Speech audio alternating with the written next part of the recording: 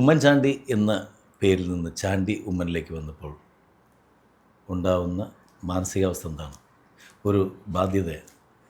അല്ല, അതൊരു എളുപ്പമായിട്ടുള്ളൊരു കാര്യമല്ല. ശരിക്കും പറഞ്ഞാൽ ഇന്നും പല സ്ഥലത്ത് പോകുമ്പോഴും ഉമ്മൻചാണ്ടി എന്നാണ് പറയുന്നത്. അറിഞ്ഞോ അറിയാതെ പറയുകയാണ്. ഇപ്പോൾ ഞാൻ വളരെ കഷ്ടപ്പെട്ട് ഈ പുതുപ്പള്ളി ഫെസ്റ്റ് നടത്തി. പുതുപ്പള്ളി ഫെസ്റ്റ് ആങ്കർ 3-4 പ്രാവശ്യം ഉമ്മൻചാണ്ടി എന്ന് പറഞ്ഞു. ഞാൻ ഓർത്തു ഇപ്പോഴും ഈ പുള്ളി എൻ്റെ പേരിലല്ലോ പറയാം. അപ്പോൾ അത് എളുപ്പമല്ല. പുതുപ്പള്ളിക്കാരുടെ മനസ്സിൽ ഇൻഗ്രെയിൻഡ് ആണ് ആ പേര്. അപ്പം അത് ഒരു 50 വർഷം കഴിഞ്ഞാലും അപ്പോഴും ഇവർ പറയുക അതെ. കാരണം അതേ ബന്ധമാണ് ഇവർ രണ്ട് കൂട്ടരും തമ്മിൽ അങ്ങോട്ടും ഇങ്ങോട്ടും ഉള്ളത്. അപ്പം നമ്മുടെ ഒരു കുടുംബത്തിനെ അങ്ങനത്തെ മരിച്ചെന്ന് പറഞ്ഞ് നമ്മൾ മറന്നു പോകും ഇല്ല. അപ്പം ആ നാടിൻ്റെ മുഴുവൻ സ്ഥലത്തെയും കുടുംബാംഗമാണ്. അപ്പം അതുകൊണ്ട്